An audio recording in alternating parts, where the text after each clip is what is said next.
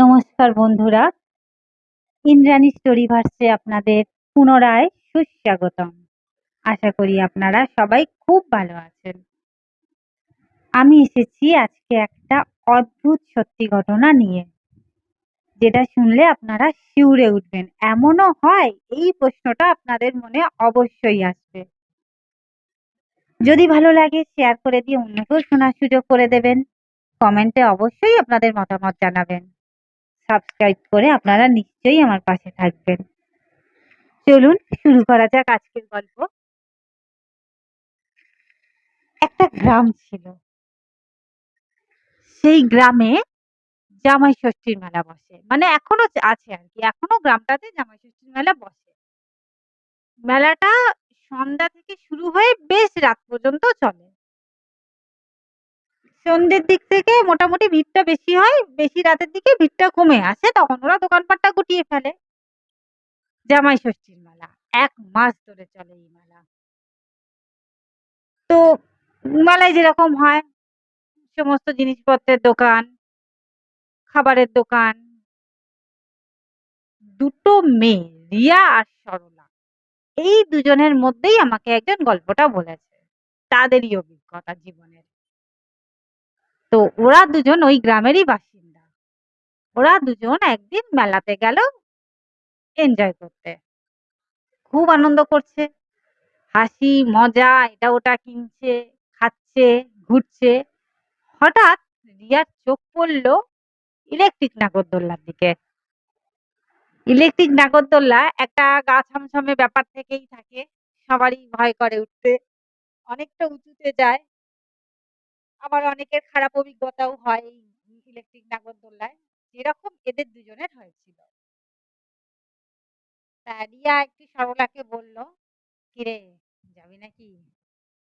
সরলা বললো, ও বাবা না না, তুই যা, তোর যেতে হয়, আমি নেই বাবা। তা রিয়া বললো, চ না, একবার গিয়েই দেখি সামনে, গেলেই যে চলতে হবে এমন তো নয়, সামনে গিয়ে দেখি চ। গেল। একটা অদ্ভুত টান ওদেরকে দুজনকে টানছে নাগরদোল্লাটা, মানে ওরা উঠবেই, এই ফিলিংসটা ওদের দুজনের ভেতরেই হতে শুরু করেছে। যথারীতি একে অপরের মুখ চাওয়াচাই করলো, করে টিকিটটা কেটেই ফেললো। ভালো কথা, টিকিট কাটা হয়ে গেছে। সিট হচ্ছে মুখোমুখি, পাশাপাশি নয়। দুজনেই উঠলো। এবার নাগরদোলাটা দেখে থাকবেন, শুরুতেই কিন্তু স্পিডে চলে না, প্রথমে কিন্তু আস্তে আস্তে চলে, তারপরে স্পিডটা বাড়ায় ওরা।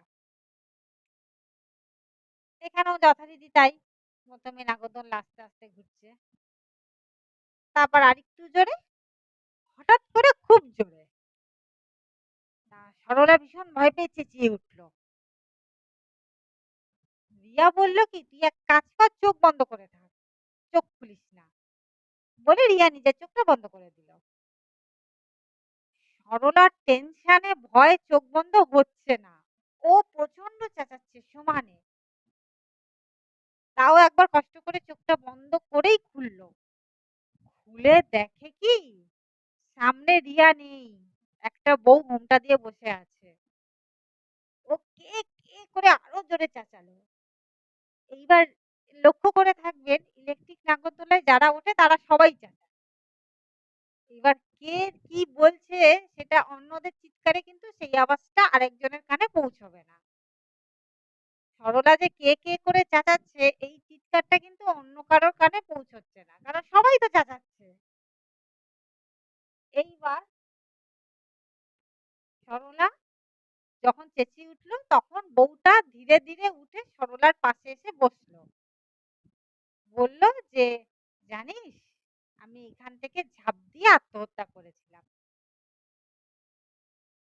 সরলা প্রচন্ড চেঁচাচ্ছে, হঠাৎ করে দেখছে পাশে একজন বলছে, কি হয়েছে, কি আপনি চেঁচাচ্ছেন কেন? নাগরদোল্লা তো অনেকক্ষণ আগেই থামিয়ে দেওয়া হয়েছে, তারপরেও আপনি চেঁচিয়ে যাচ্ছেন, তখন থেকে আপনাকে বলছি নামুন, আপনি শুনছেনই না। কি সমস্যা হয়েছে আপনার?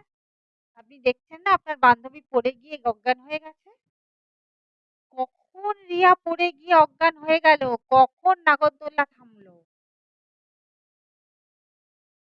এবার সরলা ফট করে বউটাকে দেখাতে যাবে যে ইনি, মা দেখছে কেউ নেই পাশে। পাশে কেউ নেই। তো যথারীতি রিয়াকে সবাই জল-টল মুখে ছেটাছেটি দিল। তারপর মোটামুটি একটা রিক্সা ডেকে ওদের দুজনকে রিক্সায় তুলে দিল। ওরা দুজন তো রিক্সা করে যখন বাড়ি আসছে, তখন কথায়, কথায় সরলা রিক্শাওয়ালাকে বলল যে, "এই ব্যাপার ঘটেছে মেলাতে, এইরকম ঘটনাগুলো ঘটেছে।" তো রিক্শাওয়ালা বলছে, "ওই নাগরদোল্লাটা একজন মহিলা ঝাঁপ দিয়ে সুইসাইড করেছিল। তারপর থেকে যেখানেই যায় সেখানেই উনি চলে আসে। ওই মহিলাটা দেখা দেয়। মানে যেখানেই ওই নাগরদোল্লাটা ভাড়া খাটতে যায়, সেখানেই ওই মহিলাটা যায়।" তো বন্ধুরা, এই ছিল আজকের গল্প। কেমন লাগলো অবশ্যই জানাবেন। আবারও বলছি, ভালো লাগলে অন্যকেও শোনার সুযোগ করে দিন শেয়ার করে। খারাপ লাগুক বা ভালো লাগুক, যাই লাগুক, নিজেরা নিজেদের মন্তব্য কমেন্টে আমাকে জানান। সাবস্ক্রাইব করে অবশ্যই পাশে থাকবেন। খুব, খুব ভালো থাকবেন। আর যদি আপনাদের মধ্যে কারোর এই ইলেকট্রিক নাগরদোলায় চড়ার কোনো গল্প থেকে থাকে, কোনো অভিজ্ঞতা থাকে, আমাকে অবশ্যই কমেন্ট করে জানান। দেখা হচ্ছে পরের নতুন কোনো এপিসোডে। ততক্ষণের জন্য বাই বাই।